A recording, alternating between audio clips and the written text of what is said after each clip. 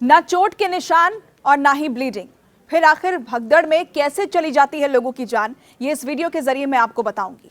हाथरस के सिकंदराव कस्बे से करीब 4 किलोमीटर दूर फुलराई गांव में कई बीघे में टेंट लगाया गया।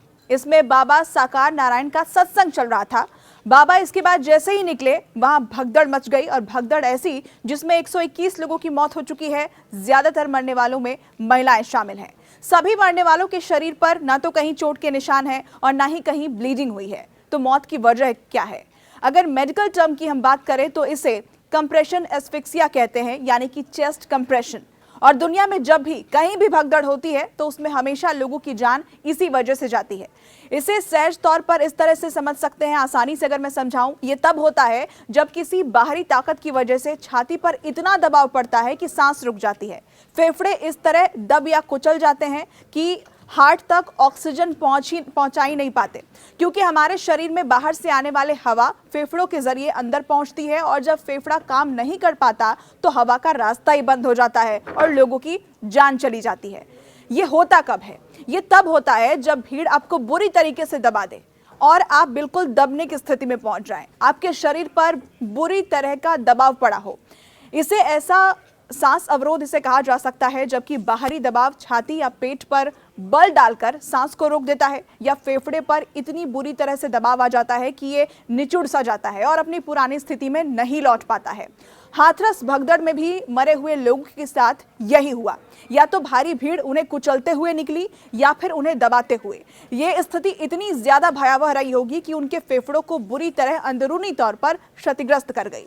बाहर से बेशक ये लोग ठीक लग रहे हैं, कहीं से ब्लीडिंग नहीं हो रही है, फेफड़े पर ऐसा असर पड़ा है, लेकिन कि शरीर में सांस का पूरा सिस्टम ही बैठ गया, लोगों की जान चली गई।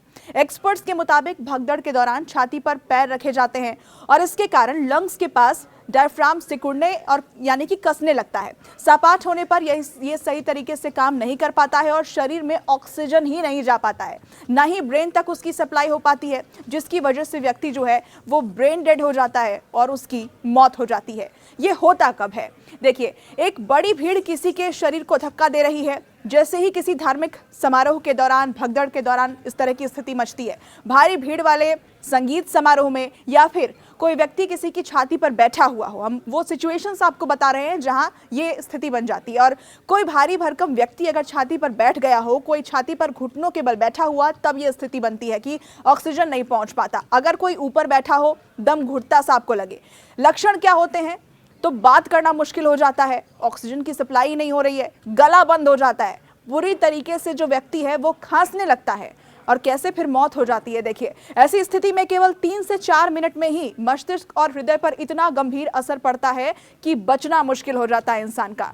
इस कंडीशन में आपको बता दें कि ब्लीडिंग का जो ऑक्सीजन, दरअसल जो ब्लड में ऑक्सीजन फ्लो होता है उसका स्तर बहुत ज़्यादा कम हो जाता है, लेवल गिर जाता है, और आमतौर पर 1 से 2 मिनट के अंदर ही ऑक्सीजन का स्तर गिरने लगता है। अगर ऑक्सीजन का स्तर 56% तक पहुंच गया तो लोग बेहोश हो सकते हैं। हालांकि ये हर व्यक्ति में ये जो लेवल है वो अलग अलग हो सकता है। सांस लेने में बाधा आती है और दबाव हटाने के बाद भी इससे मौत हो सकती है। ऐसे में करना क्या चाहिए जब इस तरह की भगदड़ मचे और अगर कोई ऐसी स्थिति बने? तो मुंह से मुंह के जरिए सांस लेने की क्रिया यहाँ पर कारगर हो सकती है। ऑक्सीजन थेरेपी यानी श्वास नली के जरिए शरीर के अंदर तक ऑक्सीजन पहुंचाने से व्यक्ति की जान बचाई जा सकती है। लेकिन यहाँ पर बड़ी तादाद में लोग मौजूद थे, किसी को भी संभलने का मौका नहीं मिला। आखिर कितने लोगों को बचाया जाता? 121 ये आंकड़ा जो है वो पहुंच चुका है। कई ऐसे लोग अब भी हैं जो जिंदगी की जंग लड़ रहे हैं, अस्पतालों के अंदर वो इस वक्त एडमिट हैं और उन्हें बचाने की जद्दोजहद